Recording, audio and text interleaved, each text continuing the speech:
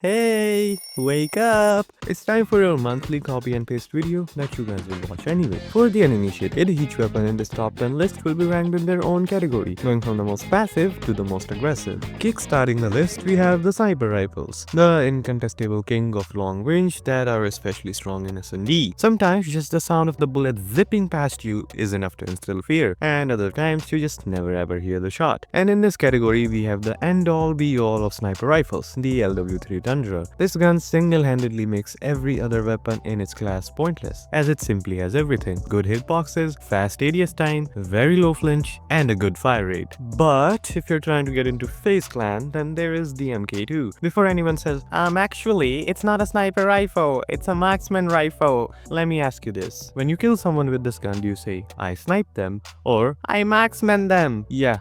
That's what I thought. Jokes aside, it performs quite similar to the Tundra, except it has way faster ADS time, making it the best option for quickscoping. As a trade-off, you do lose the ability to wallbang, and you have a lower zoom optic, so it's not as good for those extremely long ranges. Moving down the spectrum, we have the DMRs. These are more versatile than the sniper rifles, but still very effective at holding longer angles due to their extremely fast 2-tap time to kill. And the best overall option here is the Type 63. This is basically a straight upgrade to the SKS in most cases, featuring AR level sprint speed, ADS time that borders on SMG territory, and even a faster fire rate than the SKS. In the current meta where everyone is playing aggressive and forcing closer ranges, this is the only DMR that can reliably keep up while being extremely lethal. But the SKS is still very competitive. Even though it is a lot slower in comparison to the Type 63, the SKS still has some niche advantages if you're the type who likes to hang back on the other side of the map. First, it's hit scan, so your hit registration will be much more consistent at those very long ranges. Second, it has slightly better hitboxes at mid to long range, so you will find yourself getting slightly more 2-tap.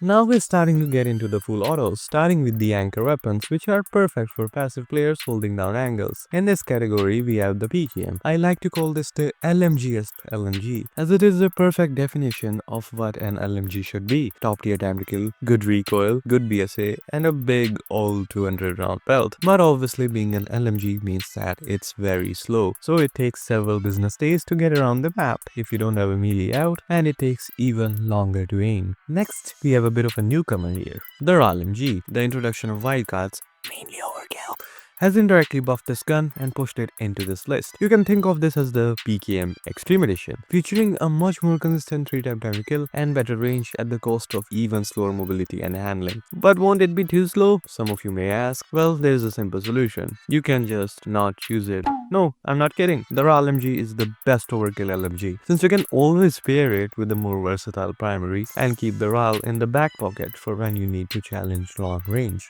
Even after the nerf, the MG42 is still the best overall LMG. Pretty much every LMG out there has the issue of very slow handling, and the ones that try to mitigate that end up losing their LMG traits. The MG42 is the solution to this problem, as it has surprisingly good handling for an LMG, without sacrificing what makes it an LMG. It also features an extremely fast fire rate, which makes it super forgiving, next to no recoil, amazing hipfire accuracy, and while its time to kill is not as fast as the other two LMGs, it is still very competitive. But let's just say you can't stand the slower handling of the LMGs. Then we have the most flexible option on this list, the KN44. This is like a mania that borders on flex. It features a moderate but fairly controllable recoil pattern, amazing BSA, phenomenal 4-tap range, and even the potential to 3-tap if you can land upper body shots for an extremely fast time to kill. Although you do have to watch out for the fact its 3-tap is not super consistent, so you can't just bum rush and bank on its potential.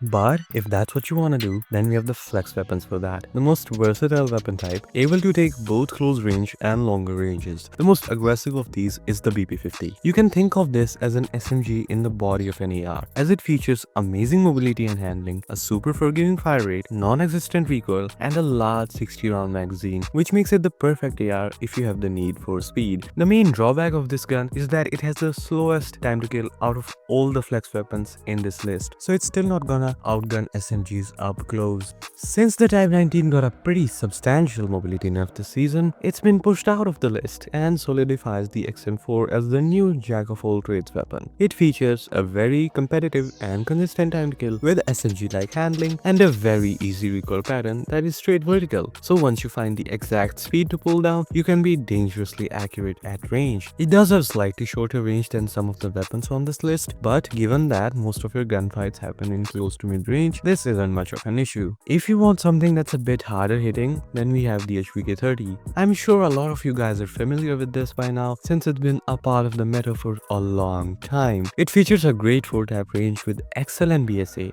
and movement speed, which makes it a great all-rounder. It also has the potential to 3-tap in the initial range for an extremely fast time to kill. One common mistake that most players make is to play it like a regular 3-tap AR, when it's more like a 4-tap AR that can roll for a 3-tap since its 3-tap potential is not as consistent. It also has a pretty small mag size which can get pretty annoying at times. An honorable mention goes to the DRH. It is slightly outclassed by other weapons on this list, but it is still very competitive. As it features a fast and consistent 3-tap time to kill with good BSA and recoil, this gun would have been on this list if not for a certain other weapon which I'm sure you guys already know by now. You want to use the Type 63 or the SKS, but you just cannot handle the semi-auto fire. How are you going to make use of that glorious 2-tap potential? Well, fear not. The Odin is the weapon for you. The nerfs that it received this season really didn't do that much to hurt this weapon's viability at all. The Odin is easily the most powerful AR in the entire game, having the ability to insta-kill in the initial range thanks to its 2-tap potential, which is insane on a full auto. It is also really strong at longer ranges, since it never needs more than 3 shots to kill. And considering that it hits like a literal tank, its mobility and handling is not bad either. But with great power comes great responsibility, as this gun will punish you heavily for missing shots due to the slow fire rate. So you still have to be very accurate or you will die. And the best flex weapon goes to, you guessed it,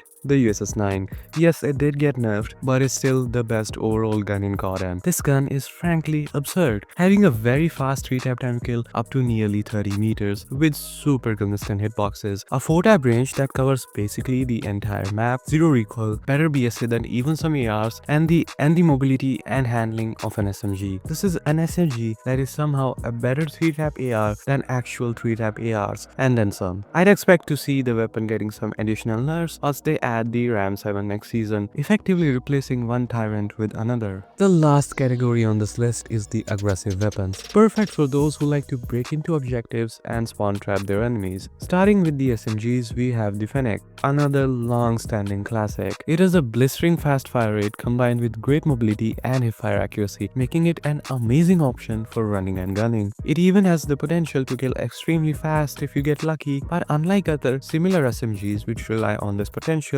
it's more like a bonus since its base time to kill is already good as is. But obviously being a CQC SMG means that it struggles at range due to high recoil and hit flinch. There is also the CX-9 Burst, which is the undisputed king of time to kill. Excluding 1-taps, it features the fastest consistent time to kill in the entire game, up to a surprisingly good range. Its mobility borders on melee territory, so you can zip around the map to abuse that time to kill. The only downside is the puny mag size, only 12 rounds, so you will have to pace yourself kind of like a shotgun. Although given the introduction of overkill, it is a lot easier to work around this.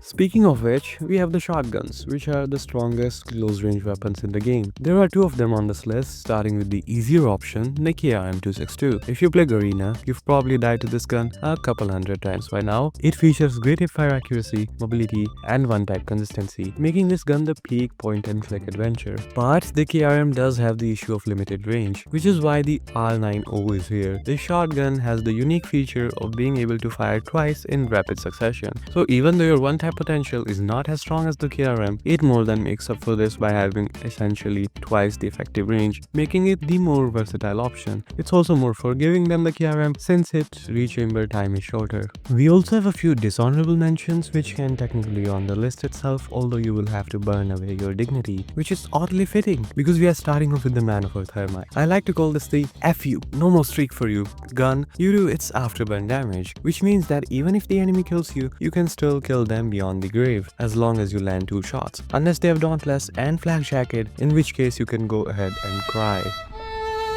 Sticking to the theme of fire weapons, we have the VLK Rogue. Now imagine this. What if we took a KRM, doubled its fire rate, and gave it a much longer one-tap range? That right there is the VLK Rogue in a nutshell.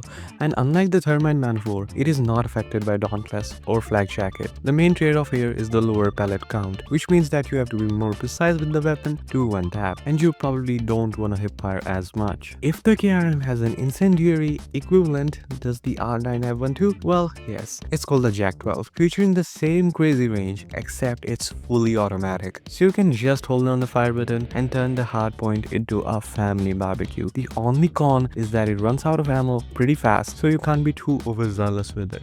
It's been Lock and Load, going dark.